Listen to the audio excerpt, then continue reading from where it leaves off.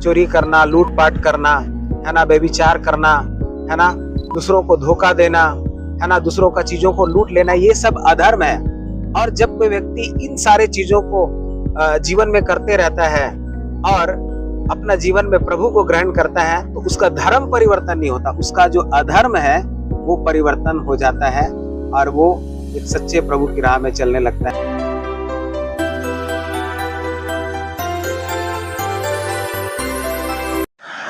आप सबको मेरा प्रणाम। मेरा नाम नकुल बड़ाइक हुआ और मैं आपको अपना जीवन का एक सच्चा घटना आपके साथ साझा करना चाहता हूँ। आज अगर हम लोग सोशल मीडिया में देखेंगे तो चारों तरफ धर्मांतरण धर्मांतरण लोग धर्म परिवर्तन कर रहे हैं, इस प्रकार का आप एक संदेश को सुन पा रहे होंगे। लेकिन मैं आज इस वीडियो को जब आप पूरा देखेंगे आप समझ पाएंगे कि ये धर्मांतरण का असली खेल क्या है, इसका पीछे क्या षड्यंत्र है या ये सृष्टिकर्ता परमेश्वर की योजना है। आप धर्मांतरण के बारे में थोड़ा जरूर समझ पाएंगे। तो मैं इस चैनल के माध्यम से आपको बोलना चाहता हूँ, मेरा जो पालन पोषण था, मेरा जो बचपन था वो बहुत कष्टमय था, बहुत दुख से बीता। क्योंकि मैं एक ऐसे परिवार से बिलोंग करता हूँ जहाँ पे परिवार में बहुत ज्यादा समस्या थी, लड़ाई झगड़े थे, नशा पान था और मेरे छोटा भाई को जो है एक जेनेटिक रोग, जिसको आनुवांशिक रोग बोलते हैं, सिकल सेलेनिया बीमारी थी। और उनको बचपन से खून लगता था, 3 से 6 महीना में उसको खून देना पड़ता था और डॉक्टरों ने कहा था कि इसका कोई भी दुनिया में अब तक इलाज नहीं है, इसको जब तक आप खून देते रहेंगे तब तक ये जिंदा रहेगा। एक तरफ मेरा छोटा भाई इस प्रकार का एक आनुवांशिक बीमारी से जूझ रहा था, दूसरे तरफ मेरे परिवार में सभी लोग प्रायः बीमार रहते थे। एक ठीक होता, दूसरा फिर बीमार हो जाता। तीसरी बात यह है कि मेरे पिताजी जो दिल के बहुत अच्छे थे, जो आज इस दुनिया में नहीं है, वो प्रभु के पास चले गए और कुछ गलत आदत और कुछ गलत संगति के कारण वो बहुत ज्यादा शराबी बन गए और इतना ज्यादा शराबी बन गए कि हमारा परिवार जो है कि पूरा दिवालिया हो गया। हम लोग एक ऐसे स्थिति में आ गए जहाँ पे हम लोग अपना बचपन को आनंद नहीं मना पाए, क्योंकि हम लोग का दोपहर में स्कूल होता था और सुबह का समय में हम लोग मजदूरी करते थे और उससे जो भी पैसा मिलता था उसी से हमारा परिवार चलता था। मेरे प्रियो, हम लोग 4 भाई, एक दीदी और मेरे माता पिता, क्योंकि हम सब बहुत अच्छे से प्रेम के साथ रहते थे, लेकिन हम लोग का जीवन में बहुत ज्यादा कष्ट और दुख था, क्योंकि बहुत ज्यादा आर्थिक तंगी थी, बीमारी थी, बहुत लड़ाई झगड़ा हमारा परिवार में होता था। और मैं हमेशा इस बात को अपने मन में सोचता था, क्यों इस प्रकार का एक जीवन में इतना परेशानी क्यों है। मैं कई बार सोचा घर में छोड़ के भाग जाऊं, कई बार तो ऐसा भी समय आया है जब मुझे लगा कि मैं आत्महत्या कर लूं, क्योंकि मेरे सामने सब तरफ अंधेरा था। मुझे कुछ समझ में नहीं आ रहा था, कुछ आ, समझ नहीं आ रहा था कि हम लोग ये जीवन को इसी प्रकार से काटेंगे और एक दिन हम लोग बर्बाद हो जाएंगे। ऐसे समय में मैं आपको बताना चाहता हूँ, एक भाई जिसका नाम राकेश तिर्की है, उससे मेरा दोस्ती हुआ और वो मुझे बोला, भाई आपके जीवन में बहुत सारा समस्या है, अगर आप प्रभु यीशु मसीह के ऊपर विश्वास करोगे, उससे प्रार्थना करोगे तो आपका जीवन का समस्या का समाधान होगा। मैं जानता हूँ मेरा मन में सबसे पहला सवाल यही आया, प्रभु यीशु मसीह के बारे में क्या? क्योंकि मैं जानता था कि क्रिश्चियनिटी एक धर्म है और जो विदेश से आया हुआ धर्म है। तो मेरा मन में एक अवधारणा थी कि ये शायद मेरा धर्म परिवर्तन करना चाहते हैं, इसीलिए मुझे यीशु के बारे में बता रहे हैं। करीब वो 1 साल तक मुझे यीशु मसीह के बारे में बताता रहा। मैं सुनता और घर में जाके सोचता, ये मुझे कन्वर्ट करना चाहता, मुझे बदलना चाहता है। लेकिन उस समय तक मेरा परिवार का स्थिति और काफी खराब हो चुका था। तो मेरे मन में एक बहुत बड़ा सवाल आया, ये मुझे करीब 1 साल से यीशु मसीह के बारे बता रहा है, क्या ये मेरा सच में धर्म परिवर्तन करना चाहते हैं या कुछ सच्चाई है इसमें?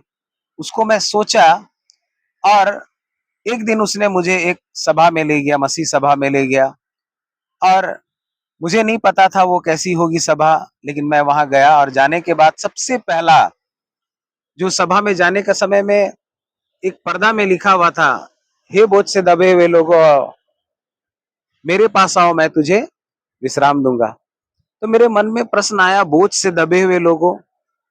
तो मैं अपना जीवन के बारे में सोचने लगा कि सच में मेरा परिवार बीमारी का बोझ से दबा है, मेरा परिवार अशांति का बोझ से दबा हुआ है, मेरा परिवार लड़ाई झगड़ा का बोझ से दबा हुआ है, मेरा परिवार गरीब का बोझ से दबा हुआ है, मेरा परिवार में जो है बहुत सारे चीज ऐसे हैं जो हमको बोझ से दबा रहा है, और चारों तरफ जो है कि मुझे ऐसा लगता था कि अंधेरा है। तो मेरा मन में एक प्रश्न आया, ये जो वचन है, मैं तुम्हें शांति दूंगा, ये वचन यीशु मसीह का है, क्या वो सच में वो शांति और विश्राम दे पाएगा? और 3 दिन मैं अटेंड किया वो सभा को, और आपको बताना चाहता हूँ, पहला दिन तो मुझे कुछ समझ में नहीं आया। दूसरा दिन जो है प्रचार किया गया जो स्वर्ग और नर्क के बारे में, और तीसरा दिन यीशु मसीह का क्रूस के बारे प्रचार किया। तो दूसरा दिन मेरा मन में एक प्रश्न आया कि मनुष्य जो है इसी जीवन के बारे में सोचता है कि वो यहाँ रहेगा, कमाएगा, अच्छा घर बनाएगा, अच्छा शादी करेगा, है ना, और अच्छे बाल बच्चे होंगे। लेकिन इस जीवन के बाद भी एक जीवन है, इसके बारे में कभी भी मुझे किसी ने नहीं बताया था। लेकिन उस सभा में मुझे पता चला कि इस जीवन के बाद भी एक जीवन है, वो मेरा जीवन का टर्निंग पॉइंट रहा। और अंतिम दिन में जब प्रभु यीशु मसीह के क्रूस के बारे में प्रचार किया जा रहा था, क्यों प्रभु यीशु मसीह क्रूस पर बलिदान हुए, तो मुझे एक बात समझ में आया कि आज तक मैं जितने भी अवधारणा को या मान्यता को या प्रथा को या विश्वास को देखा हूँ, वहां पे ईश्वर आए और लोगों का संहार किए पापियों का। लेकिन ये कौन ईश्वर है? यीशु मसीह कौन है जो पापियों को बचाने के लिए अपना जान क्रूस पर दे दिया? उस दिन मुझे एहसास हुआ कि हो ना हो इसमें कुछ ना कुछ सच्चाई है। लेकिन मेरे अंदर एक धर्मांतरण का डर भी था। मेरे मन में एक सवाल था, कहीं मैं जो है मेरा धर्मांतरण ना हो जाए, कहीं मेरा आस्था बदल ना जाए। तो भी मेरे दोस्त ने मुझे ये सलाह दी, ब्रदर आज आप प्रभु को स्वीकार किए हैं, आप प्रार्थना किए हैं प्रभु से, आप जरूर थोड़ा थोड़ा बाइबल आप पढ़िएगा, और हो सके तो आप संगति करिएगा, आपका जीवन में, आपका परिवार में जरूर परिवर्तन आएगा। मेरे प्रियो, उस दिन से मैं बाइबल को पढ़ने लगा, उस दिन से मैं संगति जाने लगा। जब मैं संगति जाने लगा, जब मैं बाइबल पढ़ने लगा, तो मैं देख पाया कि उस कलीसिया में बहुत सारे ऐसे लोग थे जो बहुत गलत गलत राहों से छुट के अच्छे रास्ता में चल रहे थे। बहुत ऐसे शराबी लोग थे जिन्होंने अपना शराब को छोड़ के अच्छा जीवन व्यतीत कर रहे थे। ऐसे बहुत सारे लोग थे जो व्यभिचार में फंसे हुए थे और उसको छोड़ के प्रभु का पीछे चल रहे थे। और मुझे इस बात का मतलब मन में मेरा सवाल आने लगा, अगर ये लोग परिवर्तित हो सकते हैं तो जरूर मेरा परिवार को भी प्रभु परिवर्तित कर सकता है। और मैं उसके बाद प्रार्थना करने लगा। मेरे प्रियो, मेरे परिवार में इतना ज्यादा श्राप था, इतना ज्यादा तंगी था, इतना ज्यादा बीमारी था। ये 1 दिन 2 दिन 1 साल 2 साल में नहीं हुआ, लेकिन मेरा परिवार को बदलने में 5 साल का एक बहुत लंबा समय लगा।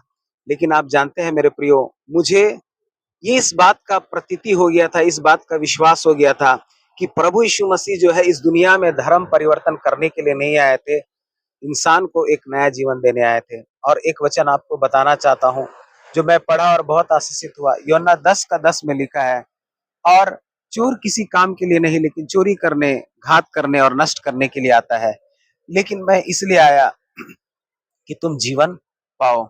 और धीरे धीरे जो मैं अपने परिवार के लिए प्रार्थना करने लगा, मेरे छोटे भाई को मैं कलीसिया में ले गया और वहां पास्टर शिशिर किरकेट्टा ने उनके लिए प्रार्थना की, और मेरा भाई उसी दिन अपने जीवन में महसूस किया कि उसको चंगाई मिली।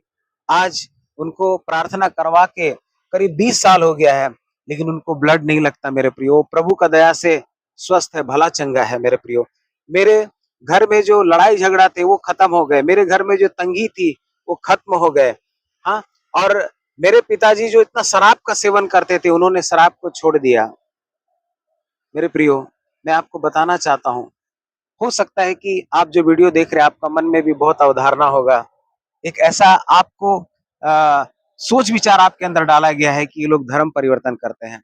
मेरे प्रियो, मैं जो इस प्रकार का बोलते हैं धर्म परिवर्तन करते हैं, मैं आपसे एक सवाल करना चाहता हूँ। अगर मैं प्रभु यीशु मसीह की को ग्रहण करके, उनका शिक्षा को प्राप्त करके मेरा जीवन में यदि आशीष आया, यदि आशीर्वाद आया, मेरा भाई जो है बहुत शराबी था, वो शराब पीना छोड़ दिया, मेरा परिवार में उन्नति आया, तो मेरे प्रियो ये किस प्रकार का एक धर्म का परिवर्तन है? ये धर्म परिवर्तन नहीं है, वास्तव में एक जीवन परिवर्तन है। मैं आपको प्रोत्साहित करना चाहता हूं कि आप ये गलत अवधारणा अपने अंदर से निकालिए कि मसीह लोग धर्म परिवर्तन करते हैं। दूसरी बात ये बताना चाहता हूं कि लोग बोलते हैं कि लोभ लालच देकर धर्म परिवर्तन करते हैं। मैं आपको सच बताना चाहता हूं, डे वन से, जिस दिन से मैंने प्रभु यीशु मसीह को ग्रहण किया और आज तक मुझे कभी भी किसी ने ना लालच दिया, ना प्रलोभन दिया, ना मुझे कुछ ऐसा पैसा दिया कि ये बोल के कि भाई तुम अपना धर्म को क्या करो परिवर्तन। मुझे किसी ने 1 रुपया नहीं दिया, किसी ने 1 रुपया नहीं दिया। मेरा व्यक्तिगत विश्वास हुआ, मेरा व्यक्तिगत आस्था हुआ और मैंने प्रभु यीशु मसीह को स्वीकार किया। मैं आपको इस चैनल के माध्यम से ये बताना चाहता हूँ, हो सकता है जैसे मेरा जीवन था, हो सकता है आपका घर में कोई बीमार है, हो सकता है आपका घर में परेशानी है, दुख है, आप एक बार प्रभु यीशु मसीह के ऊपर विश्वास करें। यदि आप वीडियो देख रहे हैं और आप तक अभी तक प्रभु को आप ग्रहण नहीं किए हैं, आप अंदर ही अंदर आप प्रार्थना कर सकते हैं। दूसरी बात है, आप आसपास एक ऐसा चर्च को खोजिए या ऐसे फादर को खोजिए जो आपको बाइबल प्रोवाइड कर सके। आप एक जरूर बाइबल लीजिए और आप पढ़िए।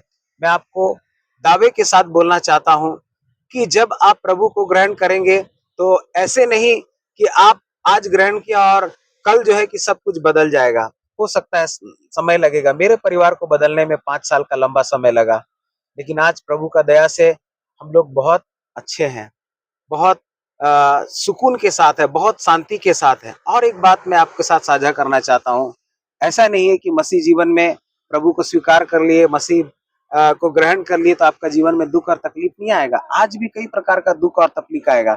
जैसे आप इस समुद्र का हम किनारा में शूटिंग कर रहे हैं, देख रहे हैं कितना उफान उठ रहा है, लेकिन उफान आता है और चले जाता है। उसी प्रकार मसीह जीवन में कई आंधी और तूफान आती है, लेकिन हम जानते हैं ये हर समय के लिए नहीं रहता, प्रभु उसको शांत करता है। मैं आप सबको प्रोत्साहित करना चाहता हूँ। सबसे पहला इस बात को बोलना चाहता हूँ कि ये विचारधारा से आप बाहर आइए कि मसीह लोग जो है कि धर्म परिवर्तन करते हैं। दूसरा, आप अगर सोचते हैं कि आपका जीवन में कुछ परेशानी है, तकलीफ है, आप जरूर विश्वास करें प्रभु के ऊपर, प्रभु आपको बहुत आशीष करेगा। हम आशा करते हैं ये संदेश जब आपके पास पहुंचा है, आपका चिंताधारा जो है बदल रहा होगा। आप समझ पा रहे होंगे कि ये एक धर्मांतरण नहीं है, लेकिन एक जीवन का परिवर्तन है। मैं ऐसा बोलना चाहता हूं अंत में, एक धर्म परिवर्तन नहीं है, अधर्म परिवर्तन है। अधर्म, ध्यान सुनिए, अधर्म चोरी करना, लूटपाट करना, है ना, व्यभिचार करना, है ना, दूसरों को धोखा देना, है ना, दूसरों का चीजों को लूट लेना, ये सब अधर्म है। और जब कोई व्यक्ति इन सारे चीजों को जीवन में करते रहता है और अपना जीवन में प्रभु को ग्रहण करता है, तो उसका धर्म परिवर्तन नहीं होता, उसका जो अधर्म है वो परिवर्तन हो जाता है और वो एक सच्चे प्रभु की राह में चलने लगता है। आशा करते हैं ये वीडियो आप लोग को बहुत अच्छा लगा होगा। इस चैनल को आप जरूर सब्सक्राइब करें और ज्यादा से ज्यादा तो लोगों तक साझा करें। प्रभु आप सबको बहुत आशीष दे। धन्यवाद।